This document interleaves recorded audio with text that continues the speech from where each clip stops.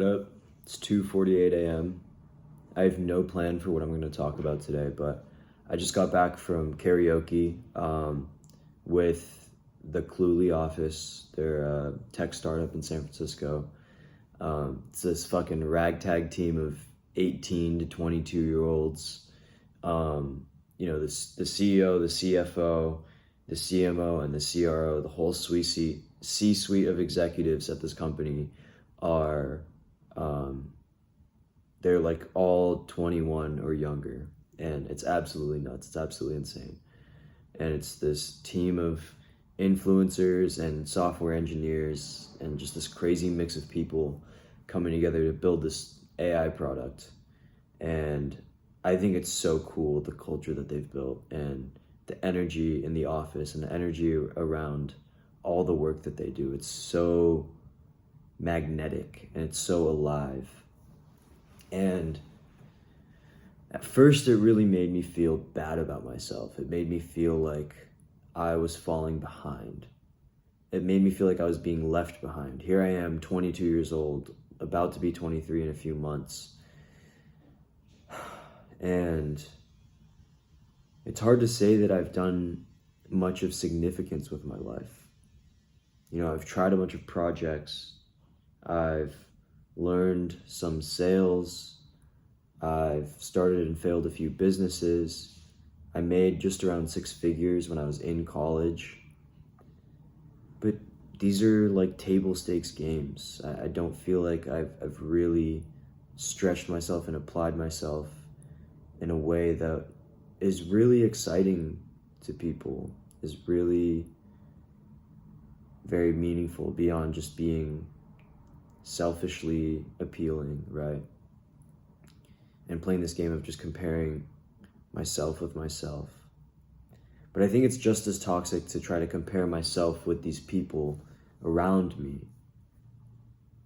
In fact, these are some of the most successful and insanely skilled people that I've ever met. And not just young people, but people, period. And it's like, you see this startup that has $20 million and it's being run by a bunch of 19 and 20-year-olds. It makes you question, like, what am I even doing? And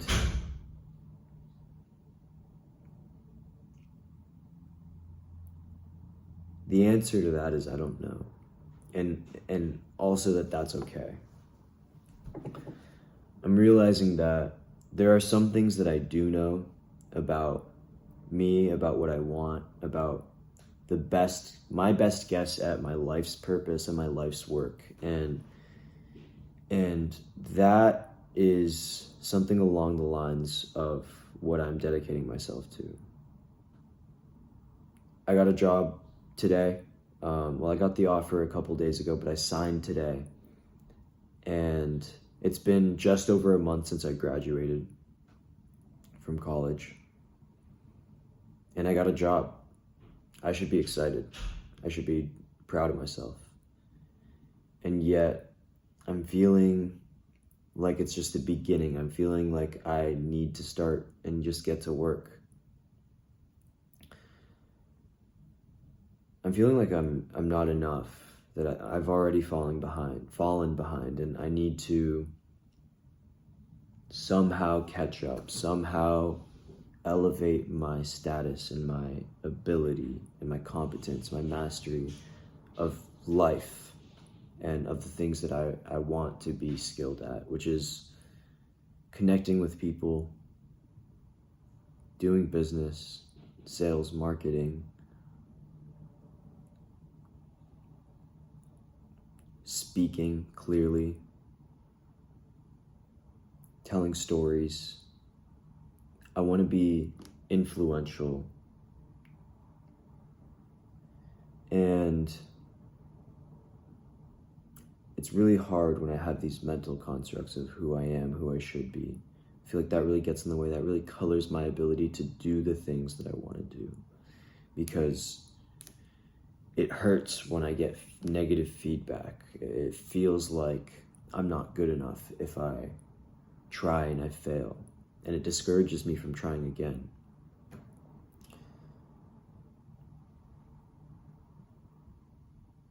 What I really want to align myself towards, and I've talked about this time and time again, and I'm sure I'll keep coming back to it, but a sense of creativity, curiosity, and wonder about the world. An ability to tune in to those little things that capture my attention, those little glimmers of interest, and to really listen deeply to my intuition and my body and my senses, and really get a grasp of those little things that call out to me, and pull on those threads and follow the rabbit holes. I really want to develop taste. I think in the AI age, taste is what differentiates people, because anyone will be able to do menial work, right? There's literally AI apps now that can create a website in one click, and under 90 seconds build out a full website. And so if everyone can create a website at the click of a button, what will make some websites better than others? Taste. It will be the people who can generate the right prompts and generate enough comparisons and pick out the better ones of those and continue iterating and continue making it better. Even though they don't have to do the tactical ground level skills nearly as much anymore, the closer that art and creation and building get to the human mind, the more it becomes about taste.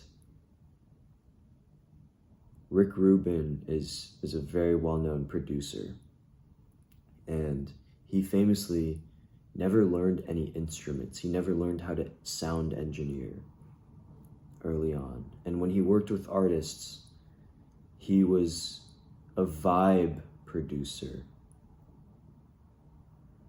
He wouldn't tell artists what to do, but he would hear what they had to create. They would hear little snippets. He would hear little snippets of their work. And he might hear like a 5-second clip of a song and say, that makes me feel orange. And it doesn't seem logical. It doesn't seem to normal people, rational people, like a productive piece of feedback, but his ability to really approach art from this lens of pure creativity, of metaphor, of vibes, energies, his taste, his ability to say, I like this, I don't know about this, these things might fit together. Even though he didn't do any of the tactical stuff, his ear and his senses were so attuned, his intuition was so powerful that he could go on to help produce massive hits, work with some of the biggest musical artists of this generation. And sometimes I feel like I haven't dedicated enough of my life towards cultivating this taste. One thing I'm grateful for is an element of my taste is connection and persuasion, sales, communication. I think that is increasingly going to be important. Charisma, presence, vulnerability, building trust with people. That's increasingly going to be important in the 21st century and in the AI era.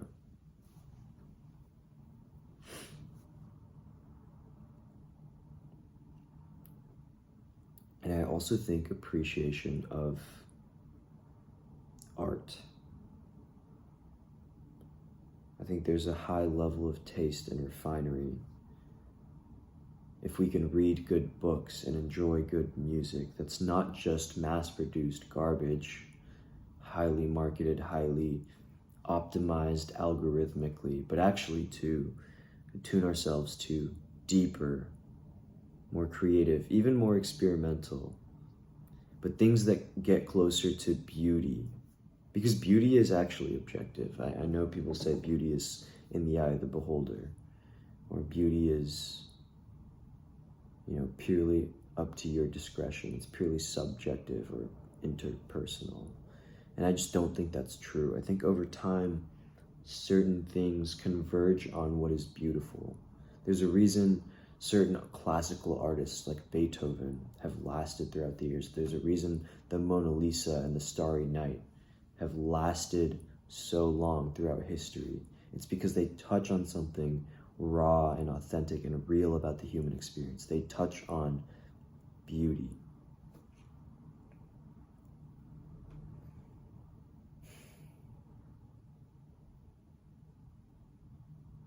And as easy it is to compare myself to these people who are absolutely crushing it,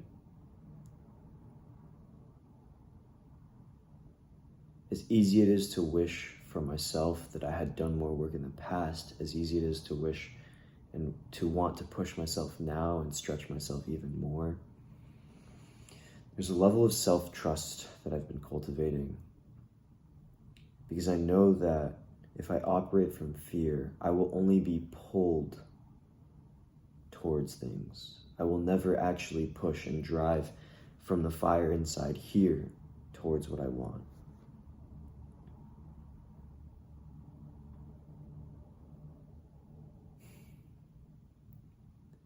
And I know that if I continue to connect to my curiosity, continue to develop taste, to focus on developing my eyes and my ears, my senses and my intuition, rather than relying on the outside world, other people for cues and validation, to really befriend myself and to pursue what I want to pursue, to be connected with that. I think that is my path to success, happiness, and most importantly, fulfillment in my life. If you feel similarly, if you feel like there's people you're constantly comparing yourself to, if you feel left behind in life, just know that that fear doesn't necessarily go away, but if you can learn to deal with it, to say no to it, and instead to say yes to life, say yes to the things that excite you, not the things that you want to run from.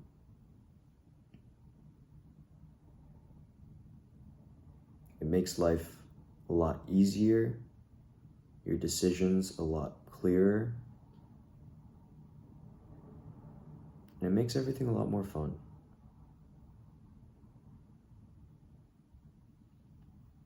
That's all I had to talk about for today. It's getting late. Got a fun day ahead of me tomorrow. And yeah, I got about 2 weeks before my job officially starts. So in those 2 weeks, I'm trying to figure out what I want to do, how I want to spend it. Because it'll be the last of my freedom as an unemployed recent college grad, and we'll be entering the workforce. So yeah, I'm excited to see what's next and make the most of the time that I do have left. But that's all I wanted to share for today. Thank you. If you've made it this far, thank you for watching. Please let me know if anything I said resonated with you. Share your story, share any questions you might have, thoughts, just random ideas. I don't know, like just ramble at me. I don't care. Like this is me rambling at you. So I want to know. I'd love to know. Because if you're here, if you've made it this far, you watched 14 minutes of my damn video of me fucking yapping about nothing, and there's probably something that clicks with you, and I want to know what that is. If you're here, if you've made it this far and you're still listening to me go on endlessly, drone on about nothing, then we have something in common. And I'd love to hear what that is. And I say this, and I always end these videos like this, actually. I want to add in. I make these videos because I feel lonely in my thoughts sometimes. I feel crazy. I feel like I can't share these with anyone else. And it's weird sharing it with the internet, but nobody watches my videos, so it's almost safer than talking about this with a friend. I think it's a win-win, because if nobody sees it, then nobody sees it. But if somebody sees it and resonates with it, that's all I need. All I need is a few people who feel what I say deeply, and to be able to help them. I think that would mean the world. If I could help you in some way. Maybe it's not any tactical advice or life wisdom or some bullshit. Maybe it's just the feeling of not being so alone. Because that's something that I received at various points in my life that I needed, that without them, I don't know if I would be here today.